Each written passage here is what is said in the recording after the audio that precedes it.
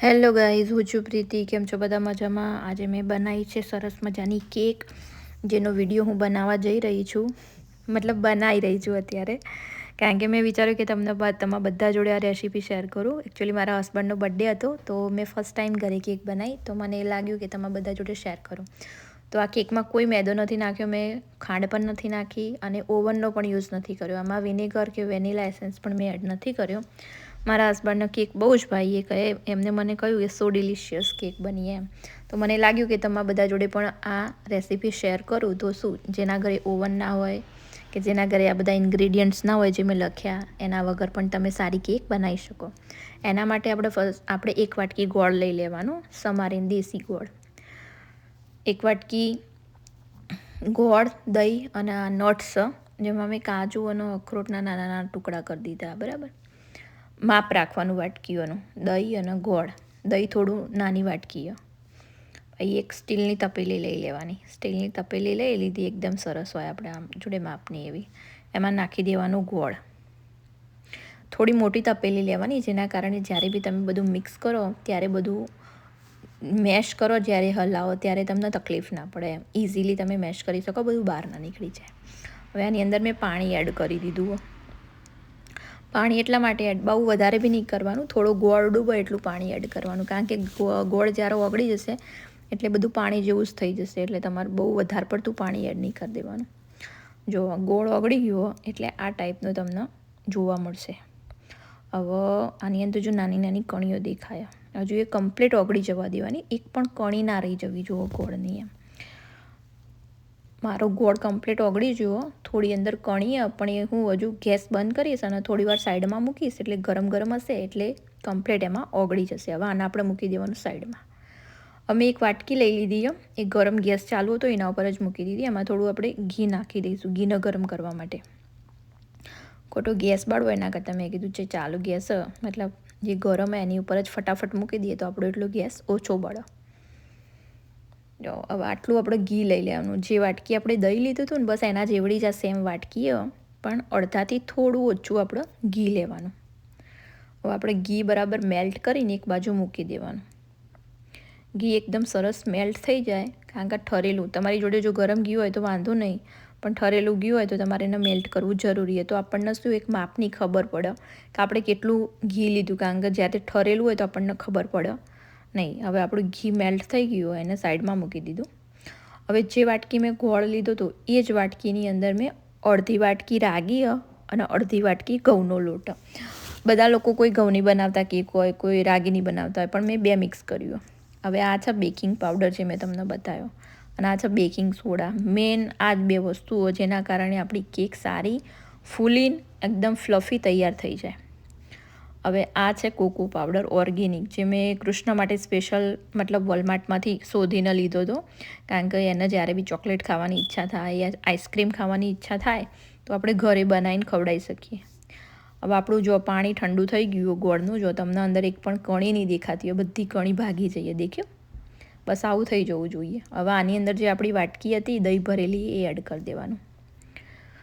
દહીં ભરેલી વાટકી એડ કરીને બરાબર એને મિક્સ કરી દેવાનું. તમારી જોડે જો ગ્રાઇન્ડર હોય તો ગ્રાઇન્ડરથી તમે મિક્સ કરશો તો બહુ મસ્ત મિક્સ થઈ જશે. મારી જોડે ગ્રાઇન્ડર નહીં એટલે મેં ચમચીનો યુઝ કરું, પણ ચમચી સિવાય બી મારી જોડે એક બીજી વસ્તુ હોય જેનાથી હું સરખી રીતે મેશ કરી દઈશ. એનું નામ મને આવડતું નહીં, પણ મારી જોડે આની અંદર આપણે ઘી રેડી દીધું છે, આપણે મેલ્ટ કરી દઈએ. બસ આ રહી વસ્તુ હું તમને કહું, આનાથી બરાબર મેશ કરી દેવાનું. મેશર કહેવાય શું કહેવાય આઈ ડોન્ટ નો. હવે એને એક જ બાજુ ફેરવવાનું તમારે, એટલે બધું હરખું એક રાડ ભેગું થઈ જાય. હવે આપણે જે લોટ લીધો હતો ને એ આની અંદર નાખી દેવાનો, રાગીનો અને ઘઉંનો મિક્સ કરી દેવાનો. જે વાટકી મેં ગોળ લીધો હતો એ જ વાટકી ભરીને મેં એ જ વાટકીનું માપ રાખીને લોટ લીધો.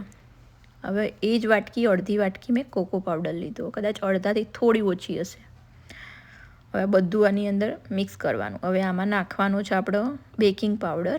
2 ચમચી જેટલો મેં બેકિંગ પાવડર નાખ્યો, અને 1 ચમચી આની અંદર હું એડ કરવાની બેકિંગ સોડા. આપણે જેટલો બેકિંગ પાવડર નાખીએ ને એનાથી અડધી ચમચી આપણે બેકિંગ સોડા નાખવાનું. હું એકદમ શુદ્ધ ગુજરાતી મહેસાણી ભાષામાં વિડીયો બનાવું, કારણ કે દરેક માણસને જે મહેસાણા બાજુના એ બધાને ખબર પડે. જો કે અત્યારે બધાને ખબર પડી જ જાય, પણ તો બીજે લોકો ગામડામાં રહેતા હોય એમને પોતાની ભાષા સાંભળાય એટલે એમને વધારે મજા આવે. જો અમે બેકિંગ સોડા બી આમાં એડ કરી દીધું. હવે આની અંદર આપણે આ બે વસ્તુ એડ કરી દીધી. હવે આમાં આપણે થોડું મીઠું નાખવાનું, એકદમ સાધારણ ચપટી. જો આ રહ્યું સોલ્ટ, આયોડાઇઝ સોલ્ટ. હું તમને બતાવું કેટલું નાખવાનું. જો એકદમ સાધારણ, બસ આટલું જ મીઠું નાખવાનું આની અંદર. આ મીઠું નાખી દીધું. હવે આપણે આની મદદથી બધું એકદમ મિક્સ કરી દઈશું. જો અમારી તપેલી થોડી નાની પડે એટલે મેં તમને કીધું કે જ્યારે બી તમે લો એટલે થોડું વાસણ મોટું લેવાનું, જેના કારણે બહાર ના આવો દરેક વસ્તુ, અને સરખી રીતે તમે એને મિક્સ કરી શકો એકદમ. આમાં તમારી જોડે બ્લેન્ડર હોય તો બ્લેન્ડરથી તમે મિક્સ કરો તો બહુ મસ્ત મિક્સ થઈ જાય. આ મિક્સરમાં મિક્સ કરો તો બી સરસ થઈ જાય. મારું મિક્સર હોય પણ મિક્સરમાં થોડું અત્યારે પ્રોબ્લેમ થઈ જાય એટલે મેં મિક્સર યુઝ નહીં કર્યું. હવે મેં આ વાટકીમાં લીધું હોય દૂધ, જેને મેં થોડું નોર્મલ ટેમ્પરેચર ઉપર, મારું દૂધ ફ્રીજમાં હતું ઠંડુ હતું તો એને નોર્મલ કર્યું મેં. અડધાથી બી ઓછી વાટકી મેં આમાં રેડી દીધું દૂધ. હવે બધું બરાબર મિક્સ કરવાનું અમારે, એકદમ જ્યાં સુધી એનો કલર એક જ જેવો ના થઈ જાય ને ત્યાં સુધી આપણે એને હલાવી જવાનું. અને અંદર કોઈ કણી ના રહેવી જોઈએ કે લોટની અંદર કોઈ ઢપલી ના રહેવી જોઈએ. એમ દરેક વસ્તુ અંદર એકદમ મિક્સ થઈ જવી જોઈએ. જ્યાં સુધી મિક્સ નહીં થાય બરાબર ત્યાં સુધી આપણી કેક સરખી બનશે નહીં. જો હું તમને બતાવું, એકદમ મિક્સ થઈ ગયું બરાબર. હવે એક મોટું તપેલું લઈ લીધું મેં સ્ટીલનું, કે જેની અંદર આપણે કેક બનાવવાની. આની અંદર મેં નાખી દીધું મીઠું. આ મીઠું પછી હું કાઢી લઈશ, કારણ કે બીજી વાર જ્યારે બી કેક બનાવીએ ત્યારે આ મીઠાનો આપણે યુઝ કરી શકીએ. કારણ કે અહીંયા મીઠું બહુ મોંઘું મળે. આટલો ડબલું મળે લગભગ $1.67. એટલે ઓલમોસ્ટ થઈ ગયું 130-140 રૂપિયાનું આટલું મીઠું. આપણે તો 5-10 રૂપિયાનું મળે. અહીંયા બહુ મોંઘું મળે મીઠું. તો બસ મેં માપનું મીઠું નાખ્યું, બહુ નહીં નાખ્યું. હવે આની અંદર આપણે મૂકી દઈશું કોટલો, જે આપણે યુઝ કરીએ ને થેપલા બનાવવા, પહેલાં મુઠિયા બનાવવા માટે, ઢોકળા બનાવવા માટે. બસ એ જ લઈ લીધું. એક તપેલી લીધી જેની અંદર મેં લગાવી દીધું ઘી. બરાબર લગાવવાનું ઘી, જેથી કરીને કેક આપણી નીચે બહુ ચોંટી ના જાય. ફર્સ્ટ ટાઈમ બનાવવું જોઈએ. લાસ્ટમાં આપણી કેક કેવી બને, હોપ સો સારી બને. બરાબર ઘી લગાવી દેવાનું આજુબાજુ, જેથી કરીને કેક ચોંટી ના જાય આપણી. હવે મારી જોડે બટર પેપર પણ હતું તો મને યાદ આવ્યું તો મેં આજુબાજુ બટર પેપર પણ કટિંગ કરી અને ગોઠવી દીધું. જુઓ આવી રીતે, જેથી કરીને આજુબાજુ કેક ચોંટી ના રહે. હવે જે આપણે પેલું જે મિશ્રણ બનાવ્યું કેકનું એ બધું આની અંદર એડ કરી દઈશું. પણ મેં વચ્ચે પહેલાં નટ્સ બતાવ્યા હતા ને તમને, કાજુ અને અખરોટના, એ બી મેં થોડા વચ્ચે એડ કરવાના. તો એ બી હું તમને બતાવું. જો અડધું મેં મિશ્રણ નાખ્યું. આ મિક્સર હજુ આપણે થોડું એડ કરીશું, મને લાગે થોડું ઓછું પડ્યું. હવે આની અંદર આપણે એડ કરીશું જે આપણે શું કહેવાય નટ્સ ટુકડા કરીને રાખ્યા હતા ને, નટ્સ એક ભાગમાં થોડા એડ કરીશું. કારણ કે એક ભાગ કોરો રાખવાનો, કારણ કે એનું રીઝન કે કૃષ્ણ જો અંદર નટ્સ નાખી દો તો કૃષ્ણ કેક આરામથી ખાઈ ના શકે એમ.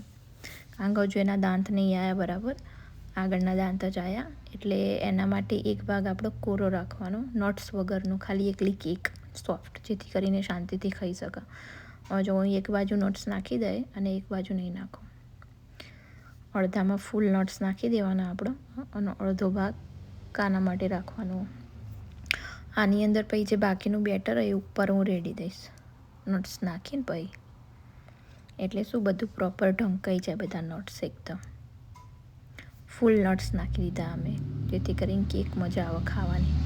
આવા બધું શું કહેવાય મિશ્રણ હોય આપણે આની ઉપર રેડી કાઢવાનું, નટ્સ ઢંકાઈ જાય ને એવી રીતે. બધું જ લૂસીને લઈ લેવાનું, થોડું બી વધવું ના જોવે, કારણ કે બહુ મોંઘા ભાવની એ દરેક વસ્તુ, કોઈ બી વસ્તુ સસ્તી નહીં. સારી કેક ખાવા માટે શું કહેવાય દરેક વસ્તુ આપણે લાવવી પડે ઘરે. કેક તો બારે મળી જાય. હવે જો આને તપેલાની અંદર મૂકી દીધું હો, જે મેં ઓલરેડી હીટ કરીને રાખી હતું. હવે આ લઈ લીધી મેં એક ડાર્ક ચોકલેટ, જે હું ખાવા લાવી હતી પણ પછી વધી હતી, તો મેં કીધું આનો યુઝ કરી લઈએ આપણે. હવે આ ડાર્ક ચોકલેટના આપણે શું કહેવાય ટુકડા કરી લઈશું. જો આ મોટું છરી એનાથી કટ કરી લઈશું આપણે, જેથી કરીને મેલ્ટ કરવામાં આપણને ઇઝી પડે. તો આ ચોકલેટના મેં એકદમ નાના ટુકડા કરી લીધા આ છરી વડે, અને પછી આપણે એને એક તપેલી અંદર મેલ્ટ કરી લઈશું. જો અમે બધા એકદમ નાના નાના ચોપ કરી દીધા. હવે આપણે એક સ્ટીલની તપેલી લઈશું. સ્ટીલની તપેલીમાં માપનો ગેસ રાખવાનો, બહુ ગરમ નહીં કરવાનો, નહીં તો ચોકલેટ નીચે બધી બળી જશે. અને થોડો માપનો ગેસ રાખ્યો મીડિયમ અને બધી ચોકલેટ નાખી દીધી. હવે આ મેલ્ટ થઈ જશે ત્યાં સુધી આપણે કેક જોઈ લઈએ. કેક આપણી રેડી થઈ ગઈ હશે, ઓલમોસ્ટ બનીને જુઓ. અમે એને ઉતારીને સાઈડમાં મૂકી દીધી ઠંડી થવા માટે. જો ચોકલેટ પણ મેલ્ટ થઈ ગઈ. એક કોહાની થાળી લઈ લીધી. એની અંદર આપણે ચોકલેટની કેક આમાં પાછી નાખી. જો ચોકલેટ રેડી, મેં કેક રેડી કરી દીધી. ઉપરથી બધા શું કહેવાય નટ્સ નાખી દીધા અને કેક આપણી રેડી થઈ ગઈ છે. જ્યારે હું કેક કાઢતી હતી ત્યારે આ કેક નીકાળતી વખતે તૂટી ગઈ હતી, એટલે મેં તમને એ વખતે બતાવી નહીં. પણ કેક ખરેખર બહુ સરસ બની છે. ખાવામાં ખૂબ જ યમ્મી ટેસ્ટી બની છે અને એકદમ હેલ્ધી કેક હતી. તો જો તમને મારી આ કેક ગમી હોય તો મારા વિડીયોને લાઇક કરજો, શેર કરજો અને સબસ્ક્રાઈબ કરજો અને કમેન્ટ જરૂર કરજો. કેક બનાવવાની એકદમ ઇઝી રીત મેં તમને બતાવી, એ પણ શુદ્ધ ગુજરાતી મેહોણી ભાષામાં. તો તમને બધાને રાધે રાધે. જય દ્વારકાધીશ.